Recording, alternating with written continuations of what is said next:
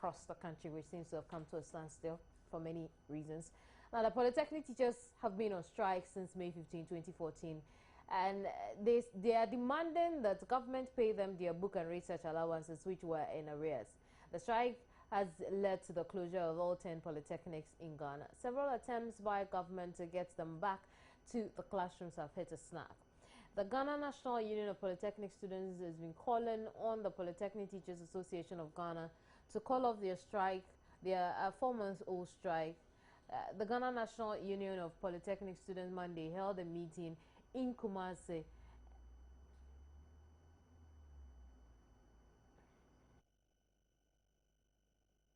This meeting in Kumasi was to decide the way forward since the lecturers are still on strike. Kwame Amponsam Menu is coordinating secretary for GNUPS. Kwame, you're welcome to the program. Good morning. So what was the outcome of this meeting? Thank you. Good morning to all your viewers.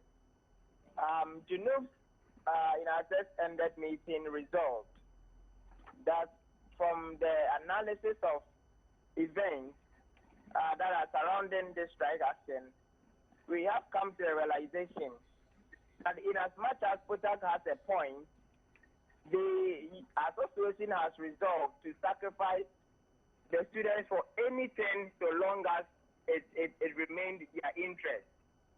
And we have gone through the events to know that since 15th of May, the Students' Union has pledged our support for them.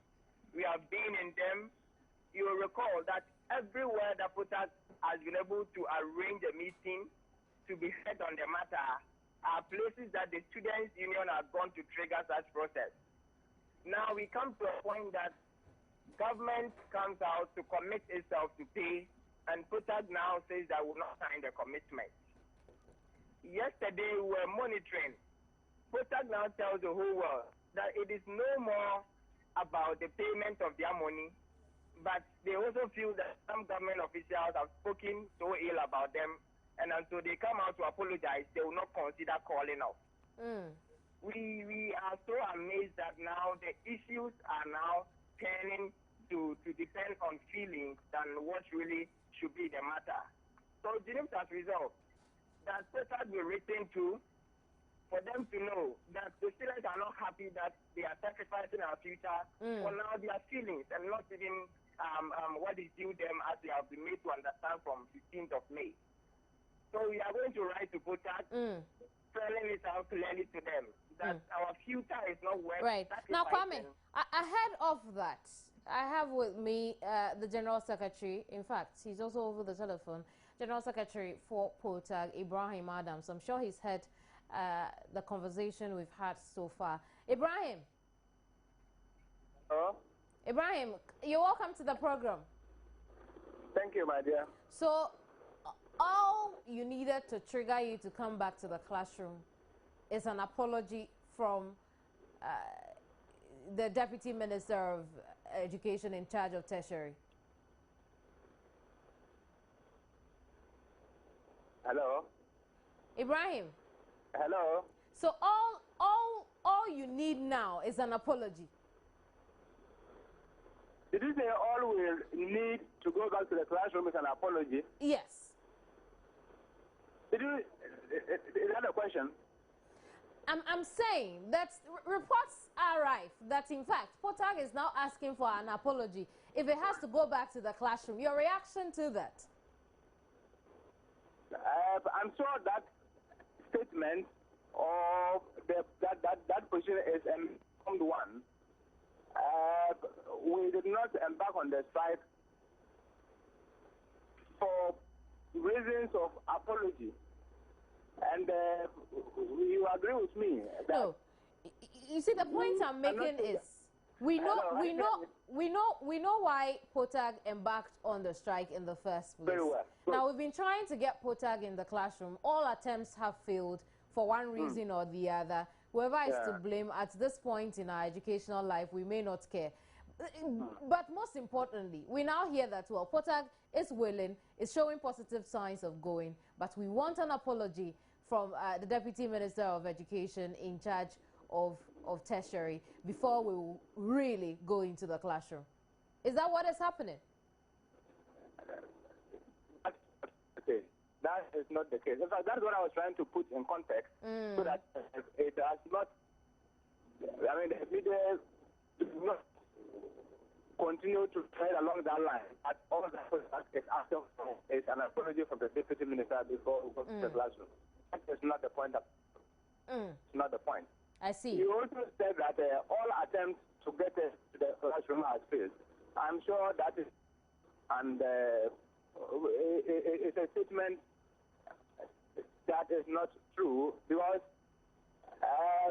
POTAG is not getting the listening that we deserve so far as the issue of the book and research allowance is concerned.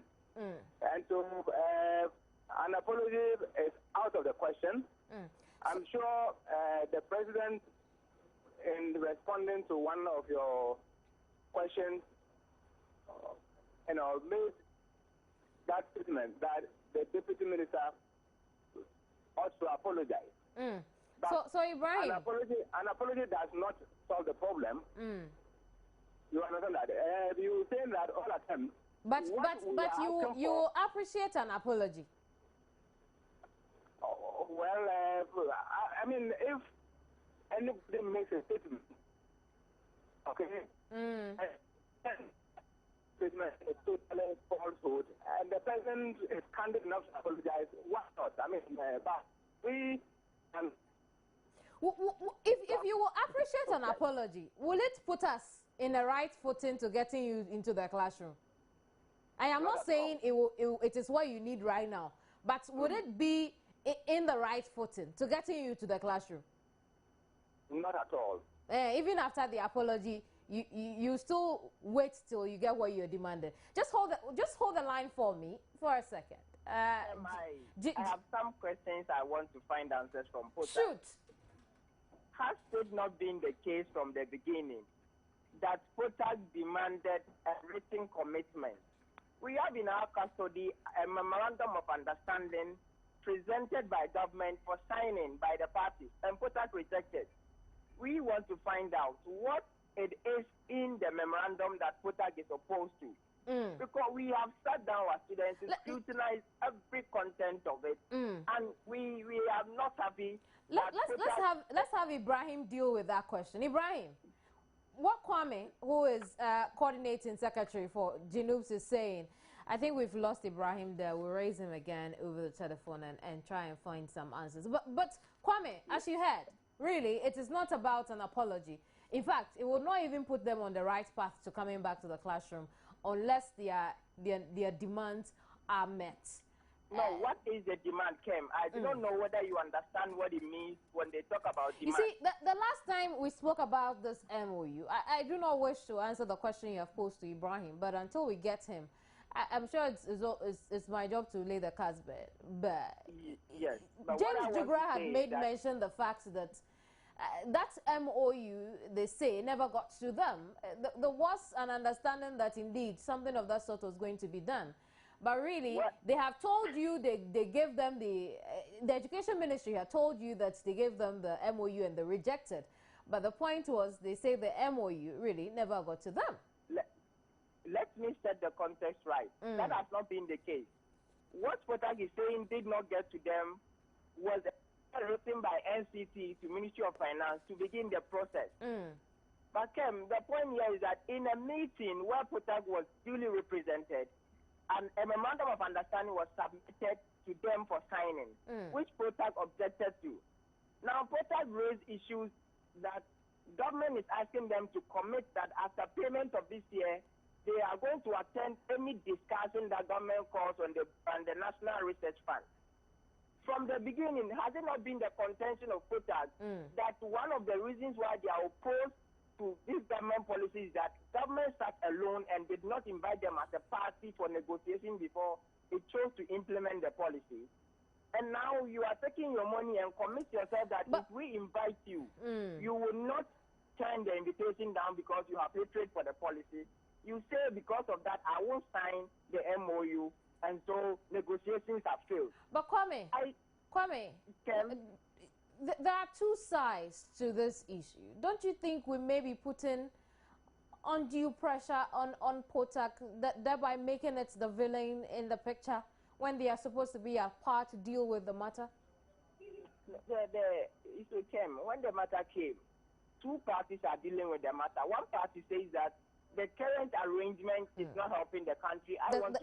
The same party that is not able to turn up for arbitration meetings suspends it for,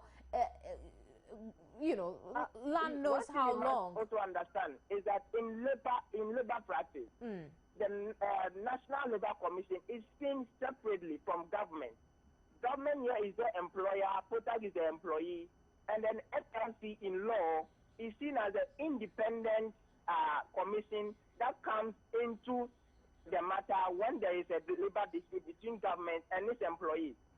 So if NLC invites POTAG and then due to one way or the other is treating POTAG in an unacceptable manner, that cannot be referred that government is in bed with NLC, or the act of NLC should be seen as the act of government. But it doesn't change the fact that irrespective of how the NLC behaves, the employer in the picture, government, has still not met the demands of the employee, POTAG. So whether the NLC was nice or not, whatever demands were made on the employer have still not been met. Yeah, beautiful. You see, Kem, upon analysis, you see that last year the money was paid in September. Last 2 years it was in October. Either two, you were asking questions why POTAG will strike in May in relation to payment. We all supported it because government had come out openly to declare that they were not going to pay this money this year because by cabinet decision they were to scrap it off this year. And that is how come all of us joined POTAG in demonstrating on the matter. And now a commitment comes, an MOU is to be signed that places the payment at a schedule at a date that does not even exceed September, and POTAG rejects it. So why didn't they go on strike last year when the process began in May and ended in September? Why didn't they go on strike? Let's look at it this way. In order not to go back to the matter we have already dealt with, you're going to write them a letter. What difference do you think that will make? Well, it is for us to put on record that as objective as we are as a union, we also have our interests. And we think that this time around, POTAG has betrayed our trust. And that is what we want to set straight. So that on record, everyone will know that we supported POTAG for a reason, which reason they have betrayed. And so we are also going to pursue the line of our interests. We have contracts with the respective institutions. We were asked to pay our school fees, avail ourselves for teaching, and abide by the rules and regulations of the institutions. And the institution in return will give us training and award us certificates. This we have contributed our part. We have kept our part of the bargain. And the institutions are in a breach of contract. So we are also going to write to our institutions that we have not seen the management joining the search for solution in this matter. And if we do not see them from this week going, then we will also go to court to enforce the contract we have with them. Now we are also pursuing our line of interest. And I want to say, and I want the whole world to know, that we did support POTAG because we felt they are the case. And now emotions are setting in. Right, Kwame, thank you very much for your time, Kwame. Kwame Amponsa-Menu is coordinating secretary for the Ghana National Union of Polytechnic Students.